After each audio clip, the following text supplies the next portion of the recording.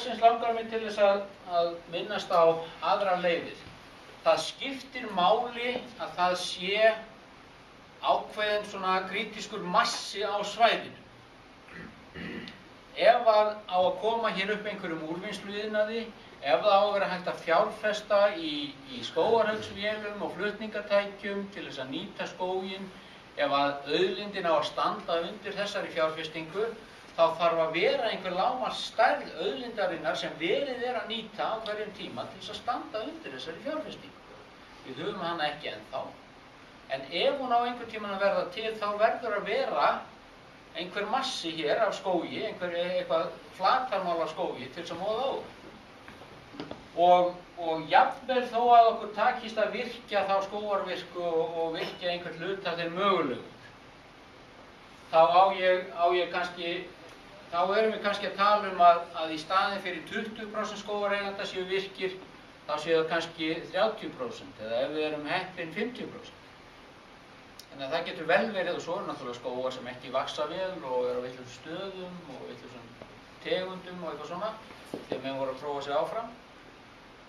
Þannig að það er kannski ekki nema 50% í mestalagi af skóginum hér sem verður náttúrulega nýttur, kannski ekki nema 30%. Og þá er spurning til þess að ná upp þessum massa, þarf þá ekki fleiri leiðir heldur en bara framlög til bænda til þess að rækta skóg. Og hverjar eru þær? Reynsla Dana er sú að þeir fóru sömu leið og Norðmenn, þeir buðu upp á styrki til skógræktar, þeir buðu landeigendum að rækta skóg með alls konar styrkjum og ekki bara borga fyrir skógræktina heldur borga þeim líka fyrir landi, beingreiðslur fyrir að taka land undir skóg til þess að fá einhverja til að gera það. Og það dugði ekki til þess að Danir getur náð því markmiði að 12% Danmerkur eru skógvaxin. Það dugði ekki. Hver var niðurstaðan? Ríkið fór aftur að kaupa lönd til að setja undir skóg. Ríkið gerði það hér á Íslandi, það var leiðin sem farin var hér áður fyrr. Þannig eignaðist ríkið, skógrækt ríkisins, eignaðist það skóga sem að hún á. Það var svo leið sem að farið þá. Svo duttu menn niður á þetta, það kannski þurfti ekki að kaupa landið, það væri nú að hvetja menn til þess að rækta skóga sínum eigin jörðum. En reynsla nágranna okkar sýnir að það nær bara ákveðið land. Það nær bara upp í, ég meina það er ekkert allir landeigendur sem hafa áhuga á skógrækt og ekki hægt að ætlast til þess. Og það er ekkert allir sem vilja taka stór svæði og svo framvegis. Þannig að það getur vel komið til þess að ríkið þurfi aftur að fara að kaupa upp lönd til þess að rækta skóg, til þess að búa til þennan massa á tilteknum svæðum. Þá er ég ekki að tala um allt land. Þá er ég að tala um til dæmis hér á Héraði, til dæmis í uppsveitum Suðurlands, til dæmis í Eyjafirði, einhverjum svona útvöldum svæðum sem það væri hægt að gera. Og loksins langar mig til þess að nefna þetta aftur sem ég nefndi áður. Við höfum séð sorgleg dæmi þess hér á Héraði að góðar skógarjarðir hafi lent í höndum fólks sem hefur engan áhuga á skógrækt. Að jarðir hafa verið seldar og kaupandinn er áhugalaus skógrækt og eyðileggur skóginn.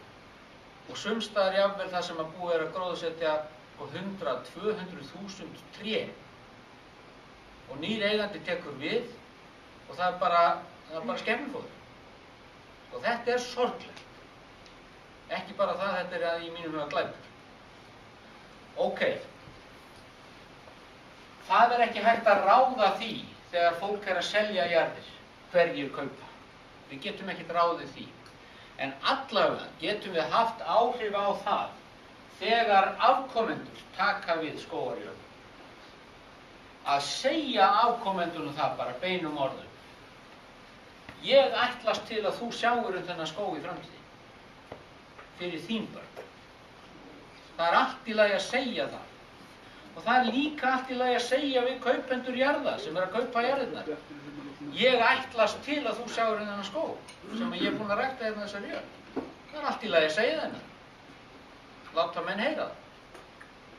Af því að það er of sorglegt ef það er ekki gert. Já, þá held ég að þetta var hvatningar að þetta.